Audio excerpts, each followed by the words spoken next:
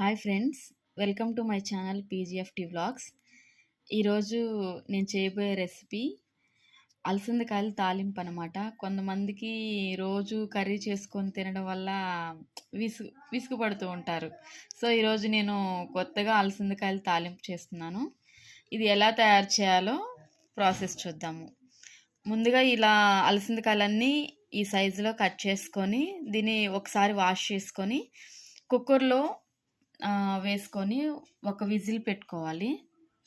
ఇది కుక్కర్లో వేసుకొని విజిల్ పెట్టుకోవాలన్నాను కదా. ఇలా కుక్కర్లో వేసుకొని ఒక టేబుల్ స్పూన్ సాల్ట్ వేసుకోవాలి, ఒక హాఫ్ టేబుల్ స్పూన్ పసుపు వేసుకోవాలి, హాఫ్ గ్లాస్ వరకు వాటర్ పోసుకోవాలి. దీంట్లో పోసుకొని ఇప్పుడు స్టవ్ మీద పెట్టుకొని ఒక విజిల్ వచ్చేంత వరకు ఉంచుకోవాలన్నమాట. ఇలా స్టవ్ మీద పెట్టుకొని ఒక్క విజిల్ వచ్చేంత వరకు మాత్రమే ఉంచుకోవాలి.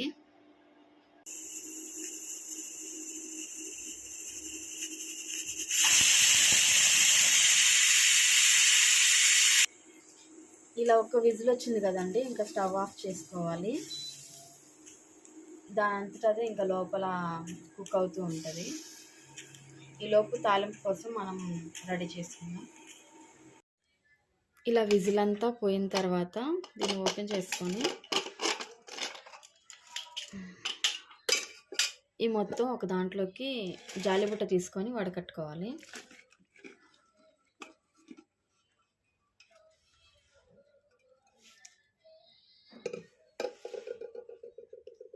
ఇలా ఉడకబెట్టిన అలసందకాయల్ని కుక్కర్లో నుండి ప్లేట్లోకి తీసుకోవాలి.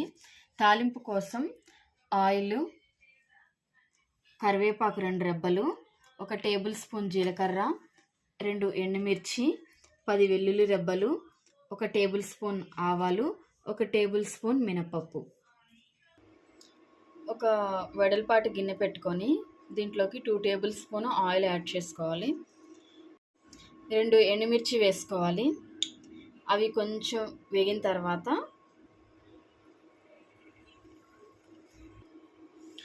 వెల్లుల్లి రెబ్బలు వేసుకోవాలి. వెల్లుల్లి రెబ్బలు కొంచెం బ్రౌన్ కలర్లోకి వచ్చిన తర్వాత మినపప్పు, జీలకర్ర, ఆవాలు వేసుకొని కొంచెం సేపు ఫ్రై చేయాలి. ఇలా ఇవన్నీ కొంచెం ఫ్రై అయిన తర్వాత కరివేపాకు వేసుకోవాలి.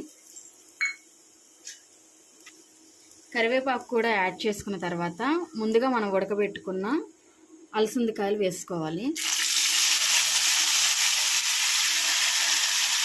ఇలా అన్ని ఆయిల్లో వేసుకున్న తర్వాత ఒకసారి కలబెట్టుకొని మూత పెట్టుకొని కొంచెం బాగా మంచిగా ఉడికేంత వరకు ఉంచుకోవాలి.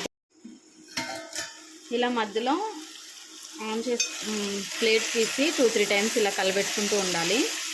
కొంచెం లైట్ బ్రౌన్ కలర్ షేప్ వస్తే చాలు, ఇంకా కారం వేసుకోవాలి.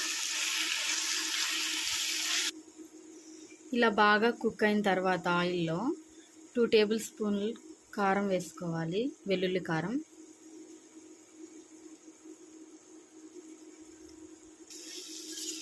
ఇలా కారం వేసుకున్న తర్వాత ఒక్కసారి కలబెట్టుకొని స్టవ్ ఆఫ్ చేసుకొని కొంచెం ఒక్క 5 మినిట్స్ ఉంచుకుంటే మంచిగా కారం అలసందకాయలకి అంతా పట్టిద్ది అనమాట.